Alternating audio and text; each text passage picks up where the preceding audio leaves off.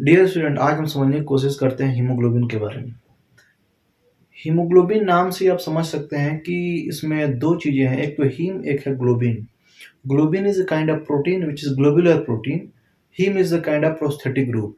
इनका काम क्या है? Actually what they do is they carry the oxygen.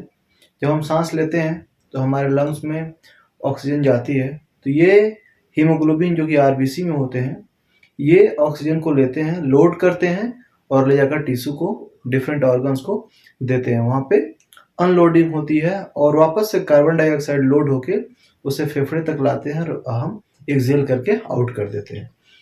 तो आइए देखते हैं कि हीम क्या है, फिर हम देखेंगे ग्लोबिन क्या है। हीम एक्चुअली एक तरीके से कह लें हीमोग्लोबिन का प्रोस्थेटिक ग्रुप है और ये बनता कहाँ पे है? लीवर में erythrocytes cell of bone marrow. ये erythrocyte cell of bone marrow, जिसे एरिथ्रोइड सेल भी बोलते हैं, ये वहां बनते हैं, लीवर में भी बनेंगे और आपके बोन मैरो में भी बनेंगे। तो बेसिकली एक सेल के अंदर माइटोकॉन्ड्रिया, और माइटोकॉन्ड्रिया के अंदर सक्सिनाइल कोए होता है which is intermediate of TCA cycle. और चूंकि माइटोकॉन्ड्रिया में ही प्रोटीन बनता है, उसका जीनोम होता है, तो ग्लाइसिन एमिनो एसिड भी वहां पे होगा। तो ग्लाइसिन एमिनो एसिड और सक्सिनाइल कोए जुड़ते हैं और सिक्वेंसली मल्टीपल स्टेप्स के बाद ये अल्टीमेटली बनाते हैं प्रोटोपोरफायरिन 9 बनाते हैं। इस स्ट्रक्चर को आप देखें तो इसमें से आयरन सिर्फ निकाल दिया जाए तो जो चीज बचेगी यहाँ पे उसे हम बोलेंगे प्रोटोपोरफायरिन 9 फैक्टर। अब यहाँ पे फेरस फॉर्म में आयरन आता है और आयरन यहाँ पे जुड़ जाता है, तो इसे हम बोलते हैं हीम मॉलिक्यूल। हीम में 4 पैरोल रिंग होते हैं, 1 2 3 4। ये चारों पैरोल रिंग टुगेदर आयरन के साथ जब जुड़ जाते हैं तो इसे बनाते हैं हीम। यही जो हीम मॉलिक्यूल बना हुआ है, ये ग्लोबिन प्रोटीन से जुड़ेगा और उसके बाद कलेक्टिवली ये बनाएगा हीमोग्लोबिन मॉलिक्यूल। अब थोड़ा ग्लोबिन प्रोटीन देख लेते हैं। ग्लोबिन प्रोटीन जो है ग्लोबुलर प्रोटीन है, इसे हम कंजुगेटेड प्रोटीन भी बोलते हैं। अगर हीमोग्लोबिन की बात करें तो यहाँ पे आपके पास ग्लोबिन प्रोटीन हो गया और heme as a non protein, as a prosthetic part हो गया। Together they are making hemoglobin.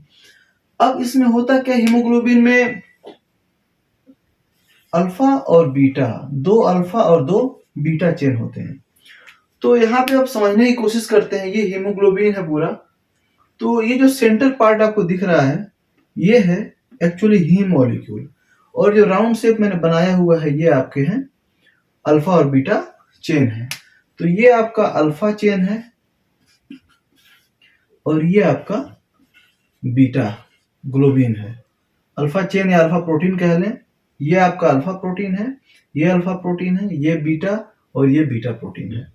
अब ये होता क्या है कि यहाँ पे जो आपका हीम मॉलिक्यूल है, अगर आप थोड़ा क्लोजली इसको देखें तो मैंने बनाया है, ये centre part is the heme part. तो अगर ये जो नीला वाला पार्ट आप देखें, इसको हम पायरोल रिंग मान लें, तो ये 4 पायरोल रिंग इस सेंटर आयरन से जुड़े होते हैं।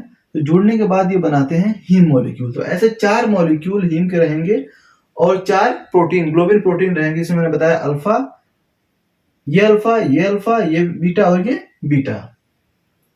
तो 4 हीम मॉलिक्यूल, 4 ग्लोबिन प्रोटीन मिलेंगे टुगेदर और बनाएंगे हीमोग्लोबिन।